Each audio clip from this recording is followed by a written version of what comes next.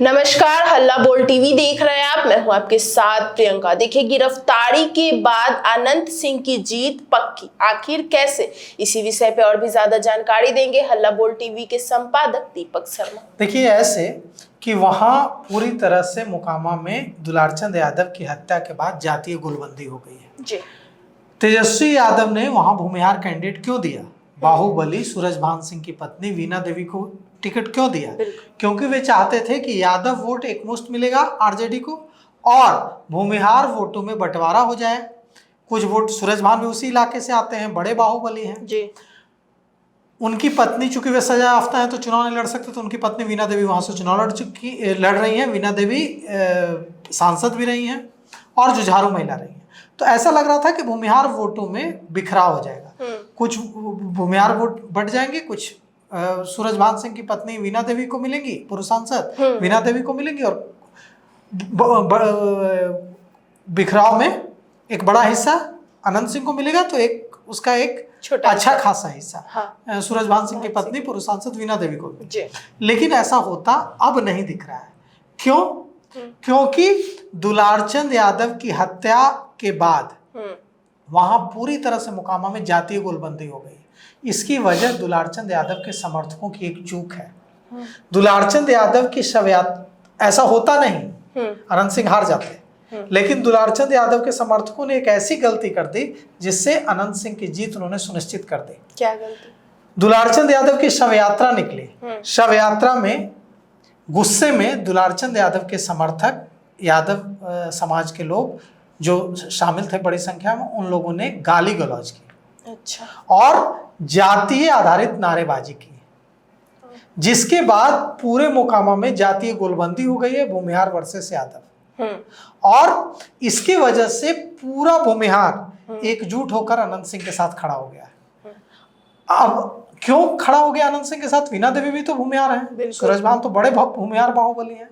इसलिए क्योंकि वीना देवी उसी ट्रैक्टर पर सवार थी शव यात्रा में जहां गाली गलौज की गई है, तो वीना देवी पर ज्यादा गुस्सा है कि दुलारचंद यादव के समर्थक जब गाली दे रहे थे जातीय आधारित, उस समय वीना देवी ट्रैक्टर ट्रॉली पर थी शव यात्रा में, और उन्होंने विरोध नहीं किया। उन्हें अपना वोट बैंक दिख रहा था। लेकिन यादव तो ऐसे भी आरजेडी को वोट देता, तेजस्वी यादव को वोट देता, लेकिन तो फिर यादव कैंडिडेट क्यों नहीं दिया तेजस्वी यादव ने वहां? इसलिए नहीं दिया क्योंकि उनको पता था कि यादव सिर्फ के वोट से नहीं जीत पाएगा कोई वहां।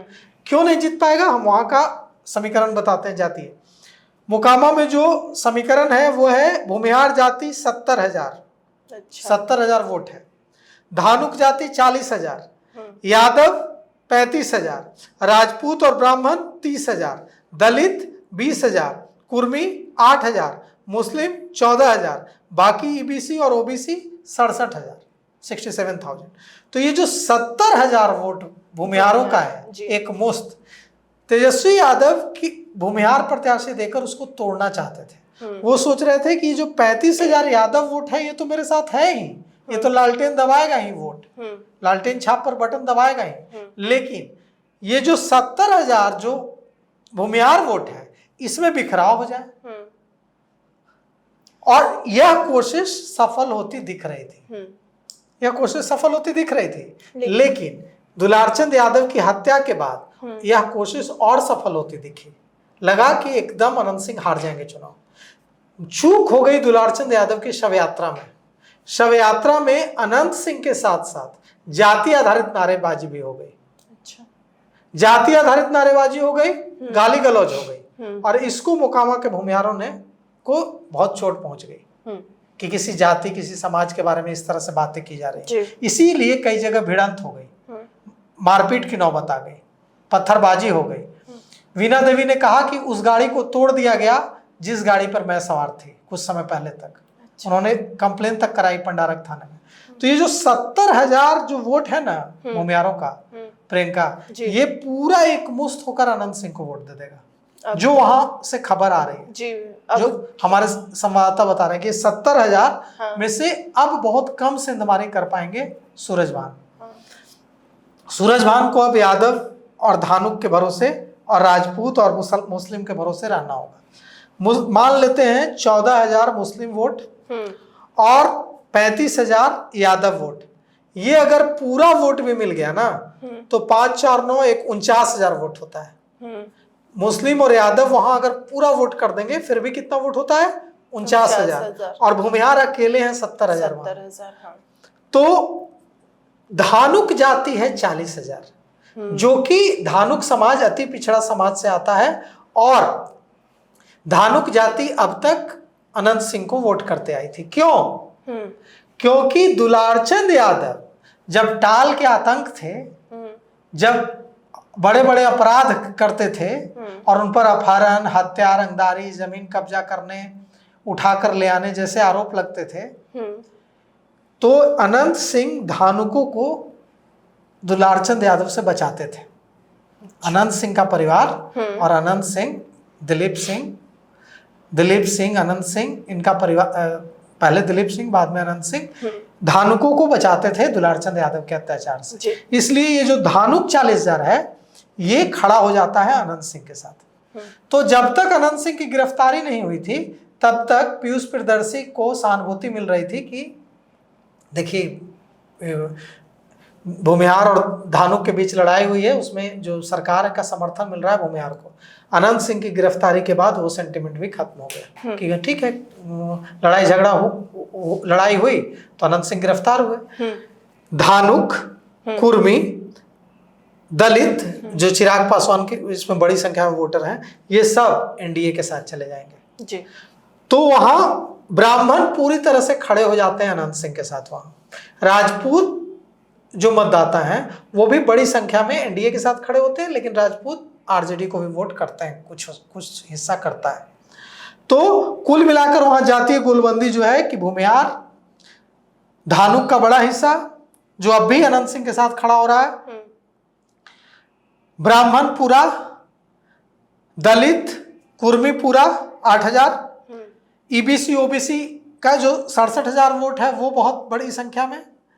कुल मिलाकर के जो गोलबंदी है उसके मुताबिक अनंत सिंह पूरे आराम से जीत रहे हैं। इसीलिए नीलम देवी घूम रही हैं और लोगों के सामने आंचल फैला रही हैं कि देखिए ये तो समाज पर हमला है जी, है ना, समाज पर हमला है। अगर अनंत सिंह हार गए तो इज्जत नहीं बचेगी फिर भूमिहारों की मोकामा में।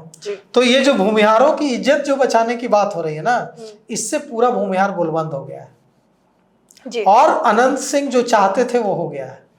वहां अनंत सिंह का पलड़ा जो इस घटना से पहले बहुत डावाडोल दिख रहा था और घटना के बाद भी घटना के बाद और डावाडोल हो गया था, लेकिन वो अब अचानक से उनके जेल जाने से उनके जीतने की संभावना बहुत ज्यादा बढ़ गई है।